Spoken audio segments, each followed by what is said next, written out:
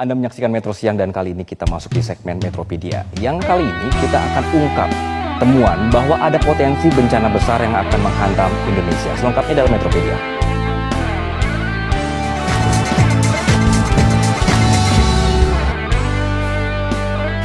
Pemirsa, sejumlah peneliti ini mengungkapkan bahwa ada potensi tsunami yang bisa setinggi 34 meter di Indonesia.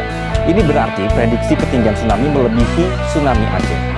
Nah, ada penulis utama dari BMKG, Peppen Supendi, dari penelitiannya mengungkap bahwa potensi ini berkaitan dengan tingkat kegempaan yang tinggi, yang di dalam, serta juga di wilayah Jawa Barat dan juga Sumatera yang merupakan akibat dari pertemuan lempeng Indo-Australia dan juga subduksi di bawah lempeng Sunda.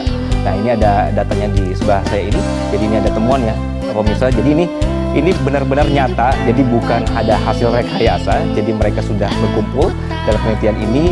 Terdapat sejumlah ahli kegempaan dalam negeri, ada Dwi Kora Karnawati, kemudian juga ada dari Tato Yatimantoro, dan juga Daryono dari BMKG, dari BRIN juga ada, termasuk dari University of Cambridge juga ikutan di sini, termasuk dari BNPB.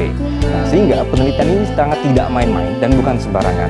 Jadi tim peneliti ini memanfaatkan katalog data seismik yang bersumber dari BMKG, kemudian dari Pusat Penelitian Seismik Internasional, periode April 2009 sampai Juli 2020 untuk melakukan epicenter gempa.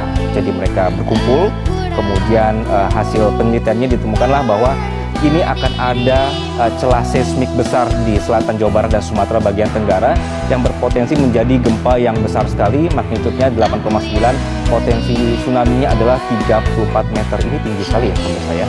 Nah, sebenarnya jika kita berbicara soal megatrust, jika dilihat dari definisinya, megatrust ini adalah kondisi pecahnya batas lempeng yang terjadi di bidang kotak dua lempeng tektonik yang bertemu di zona subduksi.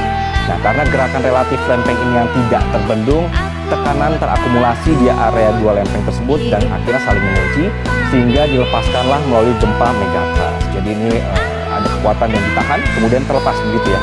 Sumber gempa megatrust biasanya ada di bawah laut pemirsa. Megatrust ini memiliki potensi menimbulkan tsunami yang karena ada pergerakan besar vertikal dasar laut selama gempa terjadi.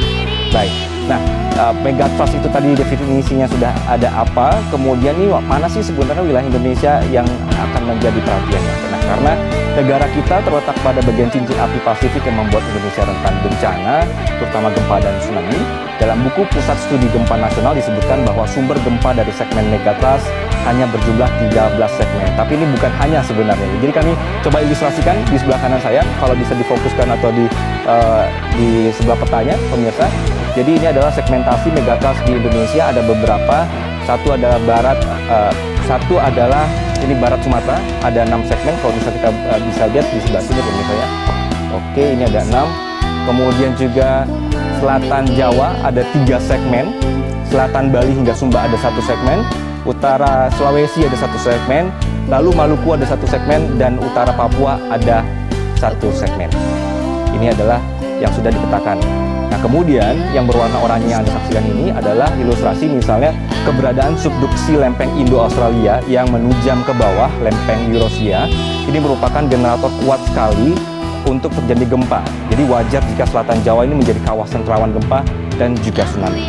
Dari data BMKG ini menyebutkan bahwa gempa di atas 7,0 di Jawa ini terjadi sekitar 19 kali. Kalau dihitung dari tahun 1840 sampai 2006. Dan kalau tsunami-nya sendiri ini ada 5 kali sudah pernah terjadi. Begitu.